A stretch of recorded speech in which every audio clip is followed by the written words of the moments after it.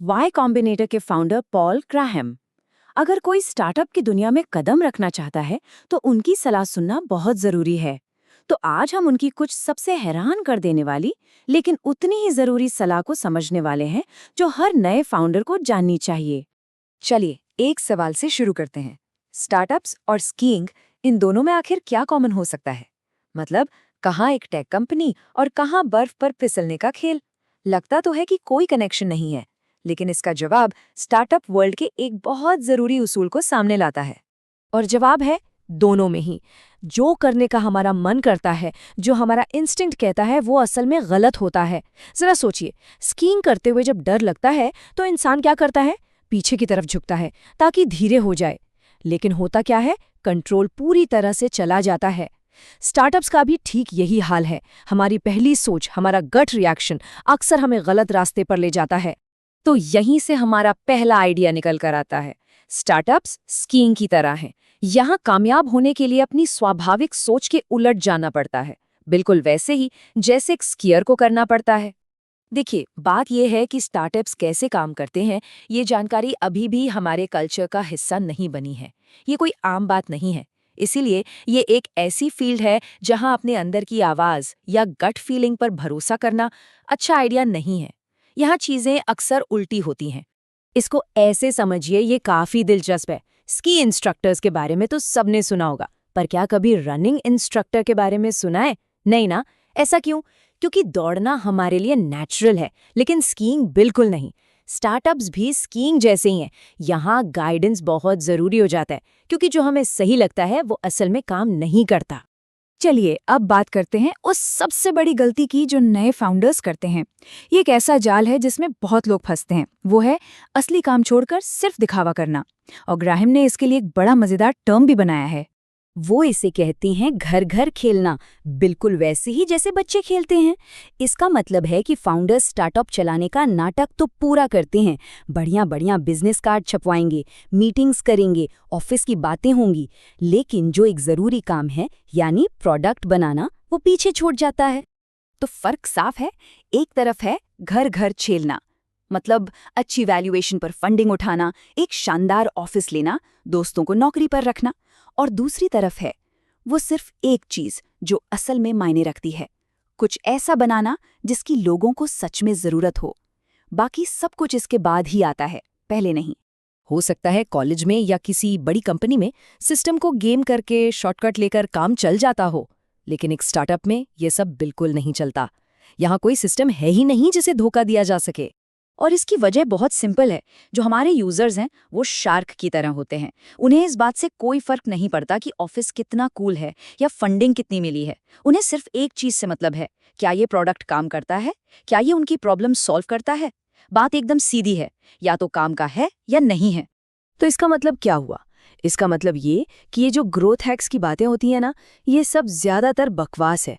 तेजी से बढ़ने का कोई शॉर्टकट नहीं होता।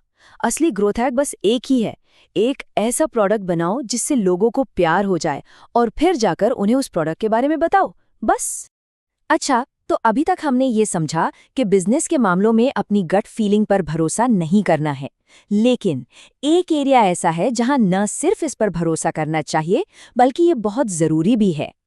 जैसा हमने अभी बात की, स्टार्टअप की दुनिया में बिजनेस को लेकर जो हमारा पहला रिएक्शन होता है वो अक्सर गलत साबित होता है। लेकिन जब बात लोगों की आती है तो यही गट फीलिंग सबसे बड़ा हथियार बन जाती है। देखिए, स्टार्टअप्स के नियम भले ही नए हों, पर इंसान तो हजारों सालों से वैसे ही हैं। इसलिए लोगों को परखने के मामले में अपनी अंदर की आवाज पर भरोसा करना ही सही है। मतलब अगर किसी से मिलकर भले ही वो कितना भी इंप्रेसिव क्यों ना लगे, अंदर से कुछ ठीक ना लगे, कोई शंका हो, तो उस फीलिंग को इग्नोर मत कीजिए।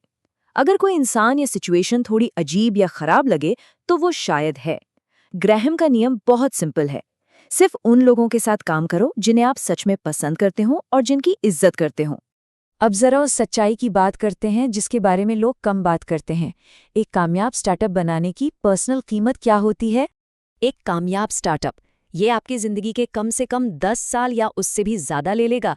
ग्राहम कहते हैं कि ये बच्चे पैदा करने जैसा है। मतलब ये एक ऐसा फैसला है जिसके बाद जिंदगी पहले जैसी नहीं रहती, ये हमेशा के लिए बदल जाती है। और जो लोग बड़ी बड़ी कामयाब कंपनियां बना चुके हैं वो सब एक ही बात कहते हैं, ये सफर कभी आसान नहीं होता।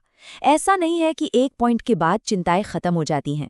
नहीं, चिंताएं तो उतनी ही रहती हैं, बस उनकी शक्ल बदल जाती है, प्रॉब्लम्स बदल जाती हैं। और यही वजह है कि पॉल ग्राहम कॉलेज में स्टार्टअप शुरू करने के सख्त खिलाफ हैं। उनका मानना है कि अगर कोई एक असली स्टार्टअप चला रहा है तो वो एक असली स्टूडेंट हो ही नहीं सकता। ये दोनों चीजें एक साथ करना लगभग नामुमकिन है। तो सवाल उठता है कि अगर कॉलेज में नहीं तो फिर एक फाउंडर बनने की असली तैयारी कैसे की जाए? चलिए हमारे आखिरी सेक्शन में इसी सवाल का जवाब ढूंढते हैं। और यहाँ आती है एक और हैरान करने वाली बात। स्टार्टअप आइडियाज खोजने का सबसे अच्छा तरीका है कि उन्हें खोजना बंद कर दिया जाए। अजीब है ना? पर गूगल, फेसबुक, एप्पल ये सब जबरदस्ती किसी मीटिंग में बैठकर नहीं सोचे गए थे। ये सब साइड प्रोजेक्ट्स के तौर पर शुरू हुए थे। तो फिर स्टार्टअप आइडियाज अपने आप कैसे आते हैं? इसके लिए अपने दिमाग को तैयार करना पड़ता है। इसके 3 स्टेप्स हैं।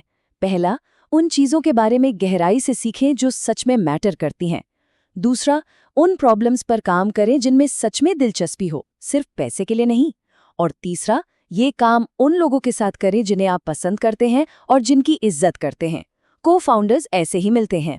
इसका मतलब ये हुआ कि स्टार्टअप की सबसे अच्छी तैयारी एंटरप्रेन्योरशिप की क्लास लेने से नहीं होती, बल्कि किसी एक फील्ड में गहरी नॉलेज हासिल करने से होती है।